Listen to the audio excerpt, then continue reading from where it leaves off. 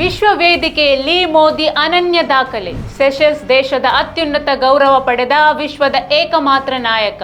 ಸುಸ್ಥಿರ ಅಭಿವೃದ್ಧಿ, ನೀಲಿ ಆರ್ಥಿಕತೆ, ಹವಾಮಾನ ಬದಲಾವಣೆ ವಿರುದ್ಧದ ಕ್ರಮಗಳು ಹಾಗೂ ಸಾಗರ ಆಡಳಿತ ಕ್ಷೇತ್ರಗಳಲ್ಲಿ ನೀಡಿದ ನಾಯಕತ್ವವನ್ನು ಗುರುತಿಸಿ ಪ್ರಧಾನಿ ನರೇಂದ್ರ ಮೋದಿ ಅವರಿಗೆ ಸೆಷಲ್ಸ್ ದೇಶವು ತನ್ನ ಅತ್ಯುನ್ನತ ವಿದೇಶಿ ಗೌರವವಾದ ಗಾರ್ಡಿಯನ್ ಆಫ್ ದಿ ಬ್ಲೂ ಹಾರಿಝನ್ ವಿಶೇಷ ಅಧ್ಯಕ್ಷೀಯ ಪ್ರಶಸ್ತಿ ಪ್ರದಾನ ಮಾಡಿದೆ.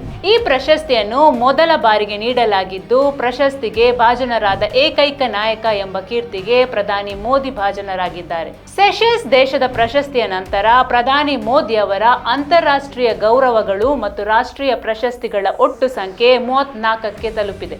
ಪ್ರಪಂಚದ ವಿವಿಧ ದೇಶಗಳು ಭಾರತದೊಂದಿಗೆ ದ್ವಿಪಕ್ಷೀಯ ಸಂಬಂಧವನ್ನು ಬಲಪಡಿಸಲು ಮತ್ತು ಜಾಗತಿಕ ಹವಾಮಾನ ಬದಲಾವಣೆಯಲ್ಲಿ ಮೋದಿ ಅವರ ಪಾತ್ರಕ್ಕಾಗಿ ಈ ಗೌರವಗಳನ್ನು ನೀಡಿವೆ.